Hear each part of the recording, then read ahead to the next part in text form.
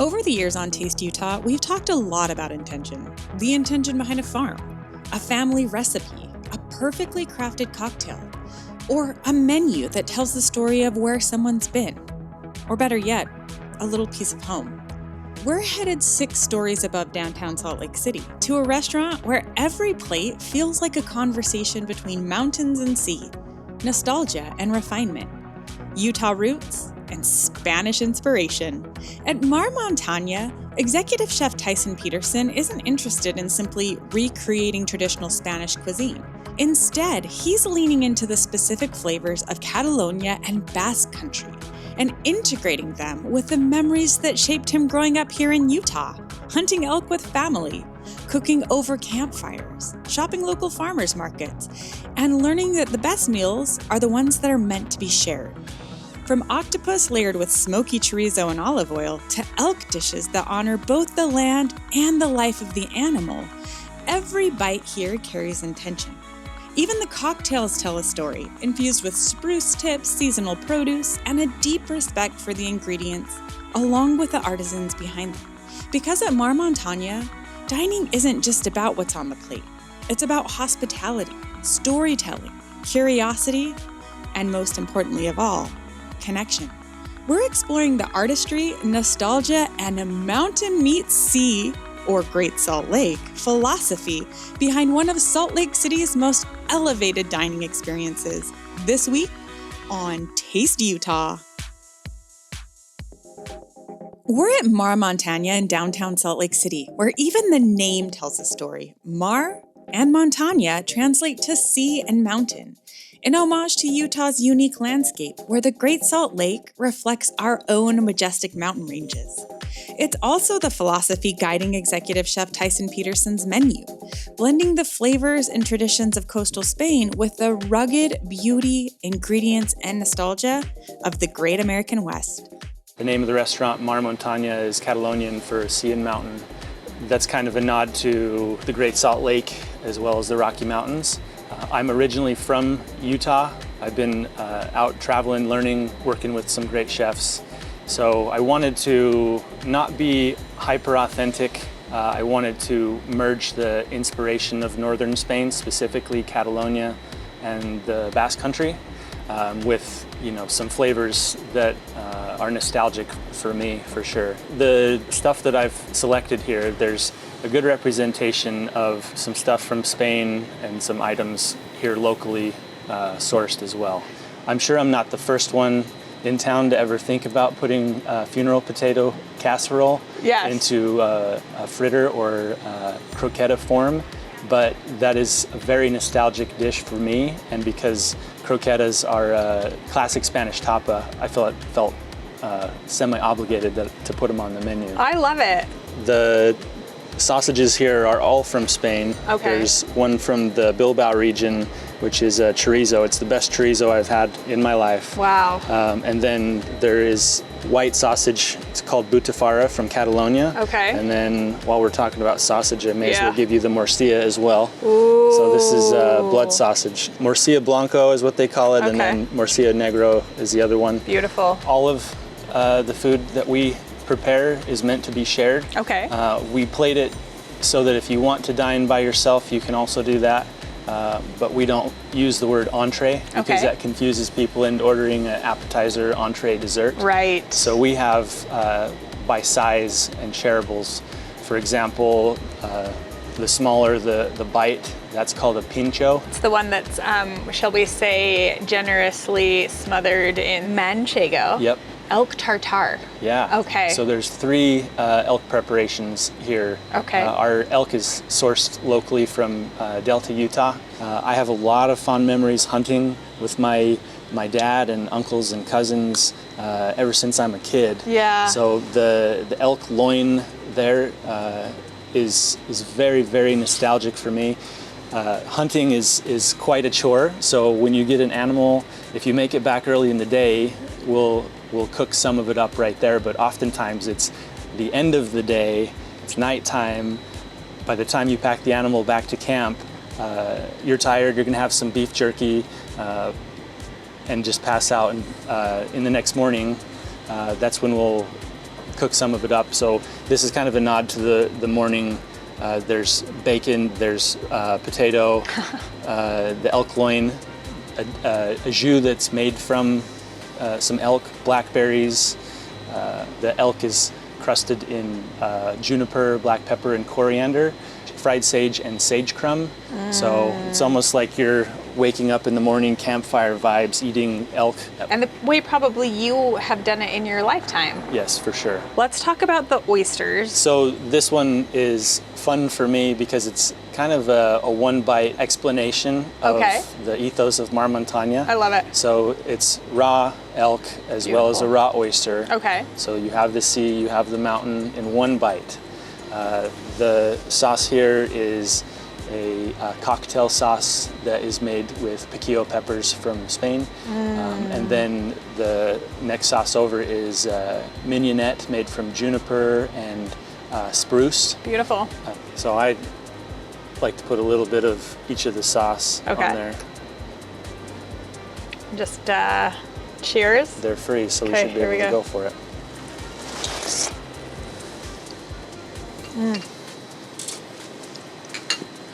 A little bit of heat from the horseradish and the cocktail sauce, refreshing. But fruity from the piquillo. Yeah, some acid from the vinegar. You can feel like that mountain vibe from the spruce and the juniper and the mignonette. It's earthy, it's briny. It's also bright with the lemon and the vinegar. And then the piquillo, as I say, that's not a hot pepper, it's a fruity pepper. Yep. And it's so good. I mean, you would just never know that elk and oysters were like made for each other. I agree, and that's what's fun about being a chef is I have the autonomy to try stuff like that. If you look at the plating as well, the oysters are plated on rock salt, and then there's some spruce tips that are garnished there. So even on the plating, something that you're not actually going to eat still calls attention to the namesake of the restaurant. I love it. At the far end, there's the octopus asador. Essentially grilled octopus. Okay. We slow cook it so it's very tender, and then we put it on the grill to get some char and crispiness. Yes. Obviously, octopus is not raised in Utah, right? But it is a very common ingredient in Spain, so we wanted to source that. And since we're landlocked, a lot of people are intimidated by certain seafood items. So I try and bring them back down to earth, at least the dishes, and make them as humble as I can so that people have like an approachability to the food. So I paired that with mashed potatoes. They're a Yukon Gold mashed potato. And then there's a garlic and Spanish olive oil and chorizo sauce essentially over the top. We also have some scallop escabeche, Marcona almond romesco. It's a nice pepper and almond and a little bit of sun-dried tomato. That pairs well with the escabeche is essentially a cooking technique, but a lot of people will refer to it as a garnish as well. So for the purposes of this dish, there are some peppers and onions that we pickle and use as a garnish on top of the scallop. Beautiful. So it gets that sour note to it. One of my favorite things about coming to Mar Muntanya, number one, I love being able to dine on the 6th floor. Right. You get this unique experience of dining at elevation, a little bit above the city.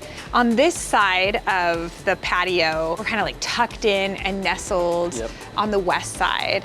And then if you dine on the east side of the patio, it's beautiful, bright. You're in the bustle of the city, but you're just elevated. It really is unparalleled. We're back on Taste Utah at Mar Muntanya, located on the 6th floor of the Hyatt Regency in downtown Salt Lake City, where every Saturday night, Chef Tyson builds a menu in real time, using ingredients growing just steps away in Mar Muntanya's raised garden beds, alongside whatever inspires him from that morning's downtown farmers market hall. Every Saturday, I get to hang out with actual guests, so I set up a cooking station. There's a table in the middle of our raised bed gardens. Whatever's fresh there, I'll pluck off and introduce to the menu. I go to the farmers market as well every Saturday morning, and I just make the menu up on the fly that day. And I sit there and I introduce each of the dishes to you. And so it's fun because I get to source things from my garden and connect with local farmers and pull things from the farmers market and then just create something on the fly for 10 to 12 guests. That is such a special experience. It's kind of almost like this experience. We really do try and focus on the quality product and sourcing and serving with care. You know, the animals that we source, a lot of times we like to say raised with care. If you're familiar with Nyman Ranch, Yes. they're not necessarily local. They do harvest some lamb in northern Utah. Their animal husbandry is leading in the market. They really care about their animals, essentially keeping the animals as happy as possible, as long as possible, Yes. before they harvest the animal. Yes. You know, that's why Nyman Ranch can be a little bit more expensive, but they really do take care of the animals. And on top of that, they also have programs to take care of the farmers generationally. Yes. So it's very equitable for the families as well. Farms are disappearing all the time. Nyman Ranch is a national company, but some of their processes I would love to see here in Utah as well, so that we can keep some of our small family farms alive and active. Yeah, I think that's really important. I think intentional sourcing is what creates a chef-driven restaurant, because you really care about ingredient, and yes, you care about flavor, but if we even think about like a piece of carrot, the soil that it was grown in, the way it was treated and how it was actually curated and produced leads to that end result. I think you can tell a difference. Yeah, absolutely. You can feel it in the food that you're eating. We visited farms all over the state, and we've also visited ranches. Last season we featured Ute bison. Awesome. And I think when we talk about animal husbandry, that ranch is the creme de la creme. Awesome. Where everything is connected. The earth is connected. We view everything in relativity, like we're all related, we're all enjoying this earth. And so it really is essential to find these different farms, these different ranches, the different artisans that are adhering to quality of product, and that includes the way that it's treated all the way up. There's a lot of work that goes into it, so it's not just about getting the animal. You also harvest a ton of meat, and we look forward to filling up our freezers every year. We're back on Taste Utah, where Muntanya's culinary philosophy extends beyond the kitchen and into the glass.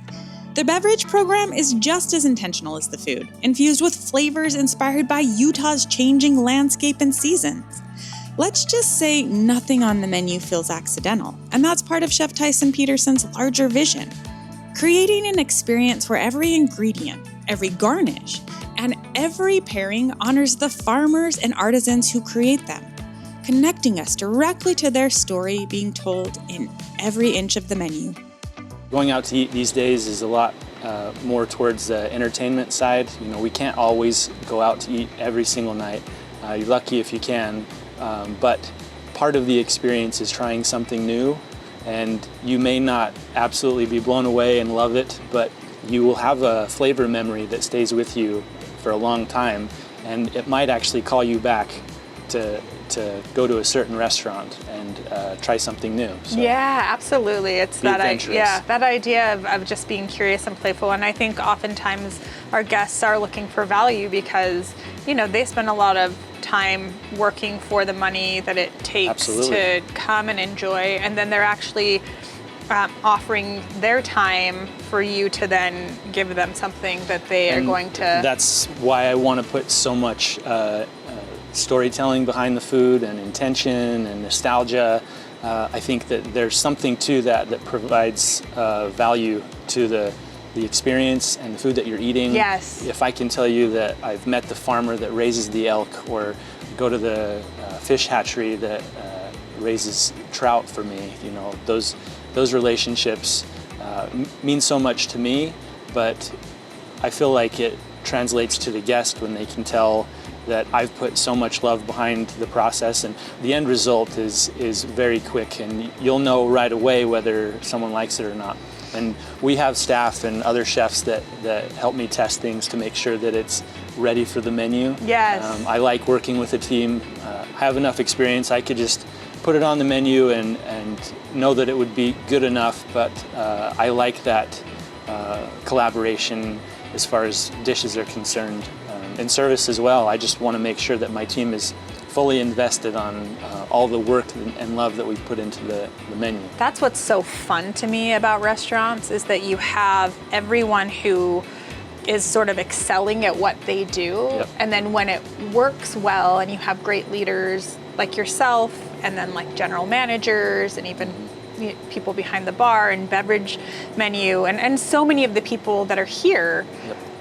It really is this beautiful culmination of everyone being able to be their best selves and proud of the work they do. The collaborative efforts are super important, and that even leans into our beverage program. Spain at one point was the #1 consumer of gin. The Philippines has actually beat them out, but they still... I wouldn't know that. Yeah. That's so interesting. They don't produce as much as the rest of the world as far as gin. They do produce some really amazing ones. We want to be the gin spot in Utah, Okay. Salt Lake City. So we also have a tonic program. We make our own tonics from scratch. Wow. We use cinchona bark, which is where you get the quinine ingredient from. But the flavor profile that has been most inspiring to me across our menu is spruce tips. Ooh. These little guys here. They smell so good. It's actually really good. Yeah. I love that. Yum. Yeah, they're aromatic. You'd think that spruce tips especially would taste like juniper or pine or I mean, it kind of smells like Christmas a little bit. For sure. But then when I taste it, it's so different. Almost makes me want to put a little bit of it like on the oyster It's and like. totally edible Yeah, if you want. cool. Okay, I might do it. Now, yeah. So we infuse that into house-made tonic. Okay. That's kind of our signature flavor. That's the year-round flavor. Okay. I go to the farmer's market every Saturday to see what's fresh because I have the chef's garden table, and that Right. inspires me to work with the bartenders to create seasonal tonics. Ooh. So right now we have a ton of apricots at the farmer's market. Okay. We also Year round, what are you looking at when you go to the farmer's market? So right now, as we're recording, there's cherries and apricots. As we get towards the fall, there's several different types of apples. So the tonic, we have a evergreen tonic. The year-round tonic is our spruce tip tonic. Okay. And it goes well with a lot of the gins that we have.